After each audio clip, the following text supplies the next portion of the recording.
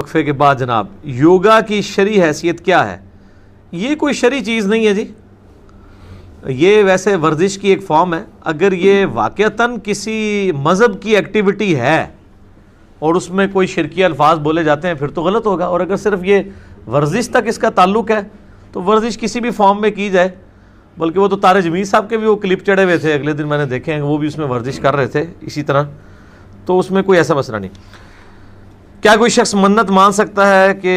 اگر اللہ نے مجھے بیٹا دیا تو میں اسے حافظ قرآن بناؤں گا؟ یہ جائز ہے، بالکل منت مان سکتا ہے، اور بعد میں اس کو احساس ہوا کہ یہ حافظ قرآن بنانا تو ایک بڑی ازمائش والا معاملہ ہے اور کوئی صحیح مدرسہ نہیں مل رہا، تو اس منت کو توڑ بھی سکتا ہے۔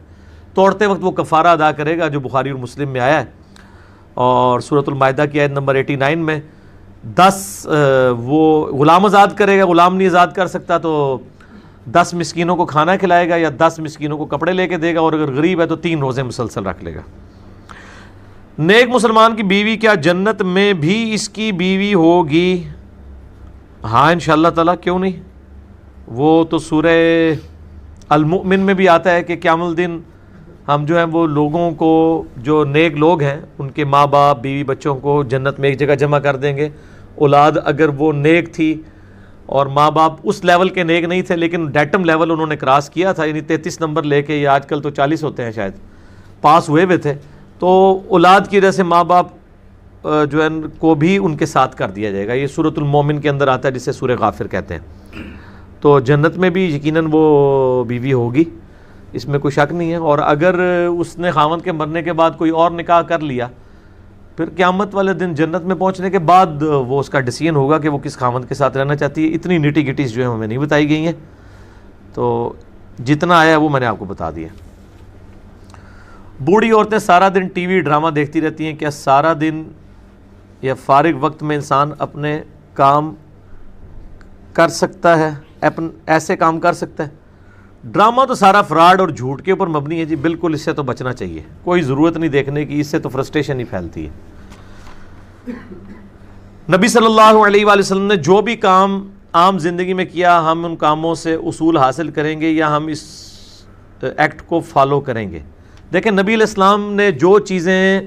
دین کے طور پہ تعلیم فرمائی ہیں وہ تو آپ نے مینوان لے کے چلنی ہے، لیکن جو چیزیں آپ صلی اللہ علیہ وآلہ وسلم کی مبارک عادتیں تھیں، ان کو آپ صلی اللہ علیہ وآلہ وسلم نے امت کے اوپر کوئی سختی نہیں فرمائی ہے، تو صرف محبت کے تقاضے کے طور پہ اس کے کوئی عمل کرتا ہے اس پر تو اس کو اجر ملے گا، ادروائز وہ دین نہیں ہے اس طریقے سے۔ مثلا تہمت باندھنا، آپ صلی اللہ علیہ وآلہ وسلم سے شلوار یا پجامہ پہننا ثابت نہیں، تہمت ہی باندھی ہے پوری زندگی، کرتا آپ نے پہنا ہے، اور زیادہ تر آپ سے اوپر بھی چادر ہی لیتے تھے، تو اب کوئی تہمت نہیں باندھتا، شلوار قمیض استعمال کرتا ہے یا پینٹ شرٹ استعمال کرتا ہے جس میں بے حیائی والا معاملہ نہ ہو، تو اس کے اوپر کوئی شرعی گرفت والا معاملہ نہیں ہے، نہ ہم اسے کہیں گے کہ وہ کوئی خلاف سنت عمل کر رہا ہے۔ اس طریقے سے آپ صلی اللہ علیہ وسلم کی مبارک سنت تھی کہ صحیح بخاری میں آتا ہے کہ اما عائشہ کہتی ہیں آپ ہر جو پسندیدہ کام ہے وہ دائیں طرف سے سٹارٹ کرتے ہیں، یعنی کرتا پہننا ہے تو پہلے دائیں آستین پھر بائیں، جوتی پہننی ہے تو پہلے دائیں جوتی پھر بائیں۔ یہ ساری آپ صلی اللہ علیہ وآلہ وسلم کی مبارک عادتیں تھیں، ان کو جو اپناتا ہے وہ بہت اچھی بات ہے، لیکن اگر اس کو کوئی چھوڑے گا تو گناہگار نہیں ہے۔ البتہ جو سنتیں ایز اے دین آپ صلی اللہ علیہ وآلہ وسلم نے حکماً تعلیم فرمائی ہیں، جیسا کہ صحیح مسلم میں حدیث ہے کہ آپ صلی اللہ علیہ وآلہ وسلم نے فرمایا دائیں ہاتھ سے کھانا کھاؤ، بائیں ہاتھ سے شیطان کھاتا ہے۔ اب یہ آپ نے حکم فرما دیا، اور بائیں ہاتھ سے کھانا کھانا شیطانی عمل ہے، اور صحیح مسلم میں آتا ہے کہ ایک شخص بائیں ہاتھ سے کھا رہا تھا، آپ نے اسے منع کیا اور فرمایا کہ بائیں ہاتھ سے شیطان کھاتا ہے، تو دائیں ہاتھ سے کھا، تو اس نے اپنی عزت بچانے کے لیے جھوٹی موٹی کہہ دیا کہ جی میرا تو دائیں ہاتھ کام ہی نہیں کرتا، یعنی میرا دائیں ہاتھ کمزور ہے، میں اس سے کھا نہیں سکتا، مجبوراً بائیں ہاتھ سے کھا رہا ہوں۔ تو آپ صلی اللہ علیہ وآلہ وسلم کی مبارک زبان سے نکل گیا پھر تیرا دایاں ہاتھ نہ ہی اٹھے، اسی وقت اس کے ہاتھ پہ فالج گرا، پھر پوری زندگی اس کا دایاں ہاتھ اس کے منہ تک نہیں آ سکا۔ یہ صحیح مسلم میں حدیث ہے۔ تو یہ معاملہ بڑا خطرناک ہے اس حوالے سے، جو چیزیں دین کے طور پہ تعلیم کی ہیں اور جو دین کے طور پہ نہیں، آپ صلی اللہ علیہ وآلہ وسلم کی مبارک عادتیں ہیں، ان عادتوں کو آپ جس طریقے سے بھی اپنائیں گے وہ پازیٹیو ہی ہے۔ البتہ جو دنیاوی معاملات ہیں اس میں تو صحیح مسلم میں حدیث ہے، اوپر ترے 4 حدیثیں ہیں کہ آپ صلی اللہ علیہ وآلہ وسلم نے فرمایا انتم اعلم بامر دنیاکم، دنیا کے کاموں کو تم بہتر جانتے ہو۔ مسئلہ نمبر 39 ہے میرا اس کے اوپر، علم وحی اور علم سائنس اور ان کا دائرہ کار۔ یعنی علم سائنس اور وہی دونوں ہی اہمیت والے علم ہیں، ریویلڈ نالج بھی اور ایکوائرڈ نالج بھی. لیکن جو سائنس کا علم ہے دنیاوی معاملات سے ریلیٹڈ، وہ تعبیر نحل والا واقعہ ہے کہ آپ صلی اللہ علیہ وآلہ وسلم نے یعنی بعض لوگوں کو دیکھا، صحیح مسلم میں اوپر تلے 4 حدیثیں ہیں اور اس کے اوپر باقاعدہ امام نووی نے باب باندھا ہے کہ کن کاموں میں نبی علیہ السلام کی اطاعت واجب ہے اور کس میں نہیں ہے.